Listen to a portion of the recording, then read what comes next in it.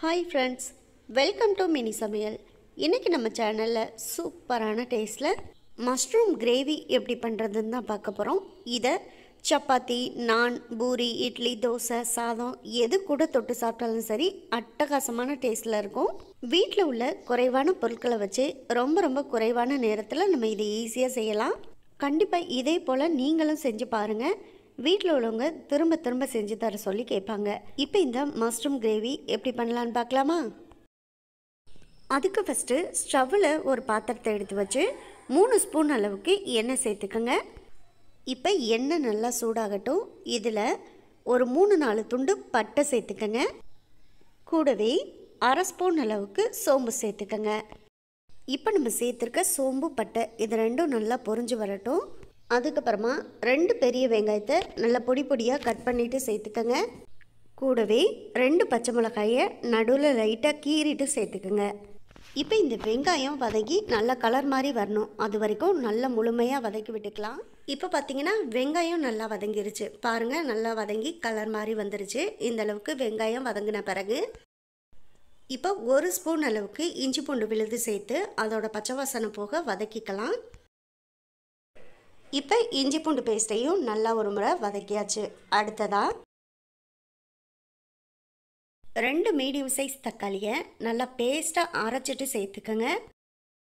இப்போ இந்த தக்காளியை அப்படியே பச்சையாக அரைச்சிட்டு தான் சேர்த்துருக்கோம். அதனால இதோட பச்சை வாசனை போகிற அளவுக்கு நல்லா இந்த தக்காளியை வதக்கிக்கலாம். ஸ்டவ்வை லோ ஃப்ளேமில் வச்சுட்டு இந்த தக்காளி பேஸ்ட்டை நல்லா ஒரு 2 நிமிஷத்துக்கு வேக விட்டுருங்க. அப்படி தக்காளி பேஸ்ட்டு வெந்து வரும்போது பார்த்திங்கன்னா மேலே எண்ணெயெல்லாம் பிரிஞ்சு வந்துடும். அதுக்கப்புறமா அதை பார்க்கலாம். இப்போ ஒரு 2-3 நிமிஷத்துக்கிட்ட ஆச்சு பாருங்கள். தக்காளி பேஸ்ட்டும் நல்லா வதங்கி எண்ணெயெல்லாம் மேலே அப்படியே மிதந்து வந்திருக்கு. இப்போ இதில் இந்த கிரேவிக்கு தேவையான மசாலா எல்லாமே சேர்த்துக்கலாம். 1 ஸ்பூன் அளவுக்கு காஷ்மீரி மிளகாய்த்தூள் சேர்த்துருக்கேன். இது கலருக்காக மட்டும்தான், இதில் காரம் எதுவும் இருக்காது. கூடவே 1 ஸ்பூன் அளவுக்கு தனி மிளகாய்த்தூள் சேர்த்துருக்கேன். இது காரத்துக்காக சேர்த்துருக்கேன். 1 ஸ்பூன் அளவுக்கு மல்லித்தூள் சேர்த்துக்கலாம். 1/2 ஸ்பூன் அளவுக்கு கரம் மசாலா சேர்த்துக்கலாம். 1/2 ஸ்பூனுக்கும் கொஞ்சம் கம்மியாக மஞ்சத்தூள் சேர்த்துக்கோங்க.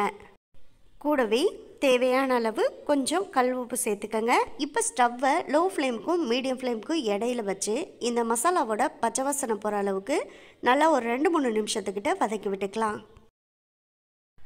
மசாலா எல்லாமே நல்லா வதங்கி வந்துடுச்சுன்னா மேலே எண்ணெய் எல்லாமே பிரிஞ்சு வர ஆரம்பிச்சிடும். அது வரைக்கும் நம்ம மசாலாவை நல்லா வதக்கி விட்டுக்கணும். பாருங்கள், அடுத்து ஒரு 2-3 நிமிஷத்துலே தக்காளி எல்லாமே நல்லா வதங்கி எண்ணெயெல்லாம் பிரிஞ்சு மேலே வர ஆரம்பிச்சிருச்சு. இப்போ இதில் நம்ம கட் பண்ணி வாஷ் பண்ணி எடுத்து வச்சுருக்க காளான் எல்லாத்தையுமே சேர்த்துக்கலாம்.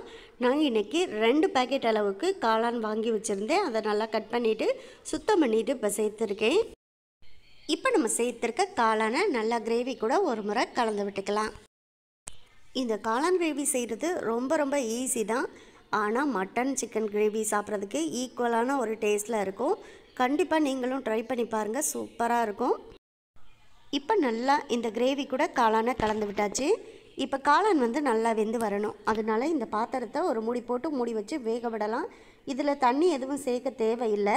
எப்போதுமே காளான் மட்டும் நம்ம வேக வச்சோன்னா அதில் உள்ள தண்ணி எல்லாமே விட்டு அந்த தண்ணியிலே காளானும் நல்லா வெந்து வந்துடும். இந்த காளான் வெந்த உடனே இந்த மூடியை ஓப்பன் பண்ணி நான் உங்களுக்கு காமிக்கிறேன் பாருங்கள். இதில் நம்ம ஃபஸ்ட்லேருந்தே கிரேவிக்கு எந்த ஒரு தண்ணியுமே சேர்க்கலை. ஆனாலுமே இந்த காளானே அதுக்கு தேவையான தண்ணியை விட்டு அந்த கிரேவி கன்சிஸ்டன்சிக்கு நல்லா வெந்து வந்துடும். இப்போ ஒரு 7-8 நிமிஷம் ஆச்சு. நம்ம மூடியை ஓப்பன் பண்ணி பார்க்கலாம். பாருங்கள், நம்ம இதில் தண்ணி எதுவுமே சேர்க்கலை. அந்த காளான் விட்ட தண்ணியே இந்த கிரேவிக்கு போதுமானதாக இருக்கும். பார்த்திங்களா எந்த அளவுக்கு காளானே தண்ணி விட்டுருக்குன்னு பாருங்கள். இப்போ இந்த கிரேவியை கரண்டி போட்டு லைட்டாக ஒரு முறை கலந்து விட்டுக்கோங்க. இந்த காளான் கிரேவி சப்பாத்தி, பூரி, நான் இதோடலாம் தொட்டு சாப்பிடும்போது அட்டகாசமான டேஸ்ட்டில் இருக்கும். இப்போ கலந்து விடும்போது உப்போட டேஸ்ட்டையும் பார்த்துக்கோங்க. உப்பு தேவைன்னா இந்த சமயத்தில் கூட நீங்கள் உப்பு சேர்த்து நல்லா கலந்து விட்டுக்கலாம். அவ்வளோதான். கடைசியாக ஒரு 2 நிமிஷம் ஸ்டவ்வை மீடியம் ஃப்ளேமில் வச்சுட்டு இந்த காளானை வேக விட்டுக்குங்க. அப்போது இந்த கிரேவி எல்லாமே நல்லா அந்த காளானோட சேர்ந்து சார்ந்து வந்துடும். அது மட்டும் இல்லை, ரொம்ப பர்ஃபெக்டான காளான் கிரேவியை நம்ம செஞ்சு முடிச்சாச்சு. இப்போ எந்த அளவுக்கு எண்ணெய் மேலே பிரிஞ்சு வந்திருக்குன்னு பாருங்கள். இந்த சமயத்தில் வாசனைக்காக கொஞ்சம் கொத்தமல்லி தலையை பொடியாக கட் பண்ணிவிட்டு சேர்த்து கரண்டி போட்டு ஒரு முறை கலந்து விட்டுக்கோங்க. அவ்வளோதான். ரொம்ப ரொம்ப டேஸ்டான காளான் கிரேவி நாம் வீட்டிலே செஞ்சு முடித்தாச்சு. இதே போல் நீங்களும் ட்ரை பண்ணி பாருங்கள், செம்ம டேஸ்ட்டாக இருக்கும். இதோட நம்ம ஸ்டவ்வையும் ஆஃப் பண்ணிக்கலாம்.